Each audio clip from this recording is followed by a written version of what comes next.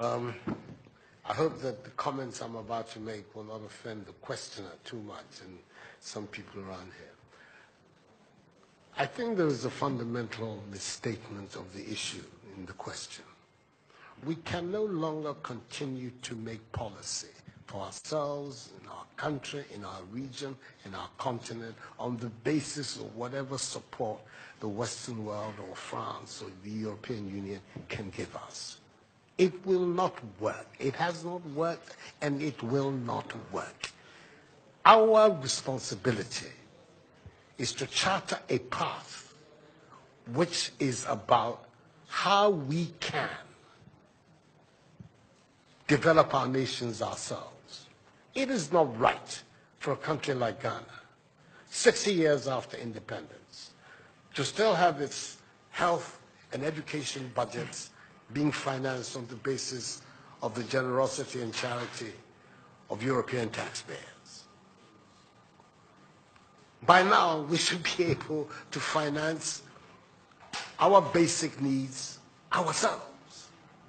And if we are going to look at the next 60 years as a period of transition, a period whereby we can stand on our own feet, our perspective has not to be what the French taxpayer decides to do with whatever surpluses that they have in France. They're welcome. They're appreciated. Whatever interventions that the French taxpayer through their governments make to us are appreciated. We're not going to lick a gift horse in the mouth. But this continent, with all that has happened, is still today the repository of at least 30% of the most important minerals of the world. It is a continent of vast, arable and fertile lands. It has the youngest population of any of the continents in the world. So it has the energy and the dynamism. We have seen it. These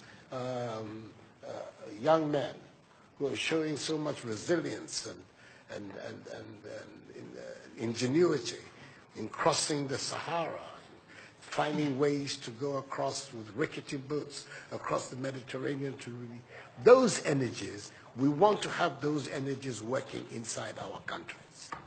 And we're going to have those energies working in our countries if we begin to build systems that tell the young people of our country that their hopes, their opportunity are right here with us. Migration and the movement of people is being presented in a manner which suggests that somehow it's a new phenomenon. There's nothing new about it. It's as old as man, the movement of people. And it has always been linked to the same thing. The failure of where you are to provide you with an opportunity, so you move somewhere else.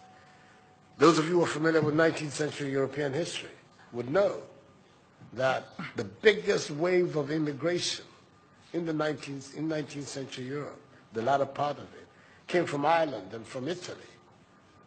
Waves upon waves, generations of Italians and Irish people left their countries to seek the American paradise, largely because Ireland was not working, Italy was not working. Today, you don't hear it. Italian young people are in Italy. Irish young people are in Ireland. We want young Africans to stay in Africa. And how are they? And it means that we have to get away from this mindset of dependence. This mindset about what can France do for us. France will do whatever it needs to do for its own sake. And when those coincide with ours, tant mieux, as the French people say. But our main responsibility as leaders, as citizens, is what we need to do to grow our own countries. What are the institutions that work, that would allow us to have good governance, to have accountable governance, to make sure that the monies that are placed at the disposal of leaders are used for the interests of the state and not for those of the leaders, to have systems that allow for accountability, that allow for diversity, that allow for people to be able to express themselves and contribute to fashioning the public will and the public interest. Our concern should be with what do we need to do in this 21st century, to move Africa away from being cap in hand and begging for aid, for charity, for handouts. The African continent, when you look at its resources, should be giving monies to other places. We have huge wealth on this continent, in our own country of Ghana. And we need to have a mindset that says, we can do it. Others have done it. We can also do it. And once we have that mindset, we will see it as a liberating factor for ourselves. We keep talking about how it was that Koreans, Malaysians, Singaporeans, who got their independence at the same time as us. We're told of that at the time of Ghanaian independence, per capita Ghanaian income was higher than that of Korea. Today, Korea is part of the first world. So is Malaysia. So is Singapore. What happened? Why did they make that transition? And 60 years after independence, we are where we are. Those are the matters that should concern all of us as Africans, as Ghanaians. And not, when I say so with the greatest of respect to the French president, I think that the cooperation of France is something that I am, as you know, a strong friend of France. I am Francophile. So I don't have any difficulty with that. But I'm talking about our own propulsion, what we need to do to get our countries to work so that we can create the conditions that would allow our young people to forego this hazardous effort to get to Europe. They're not going there because they want to. They're going there because they don't believe they have any opportunities in our countries. So that should be our focus.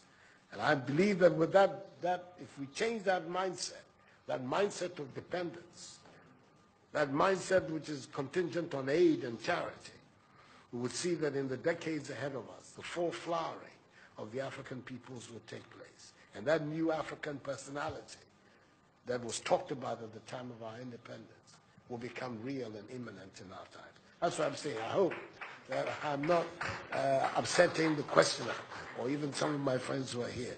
But these are my strongly held beliefs. And that is the reason why I've adopted as the slogan of my presidency, of my period of the Supreme Office of Ghana, that we want to build a Ghana beyond aid. A Ghana which is independent, which is self-sufficient, that is capable of standing on its own feet and building its own life. We can do it if we have the correct mindset to do so. Mr. President, those are my contributions.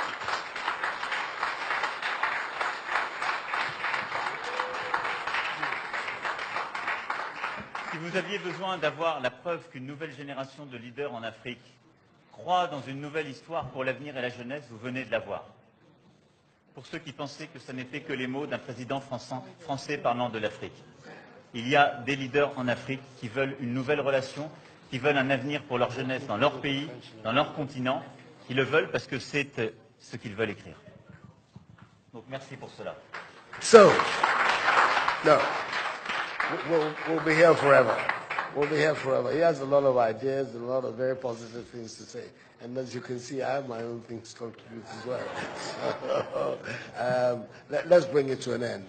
We're going to, Mr. Macron left Abidjan after a hectic morning, has not had anything to eat. He at least has to have that side of Ghanaian hospitality. So we're going to be interviewing for him to go have some lunch. Thank you very much indeed. You signed a list.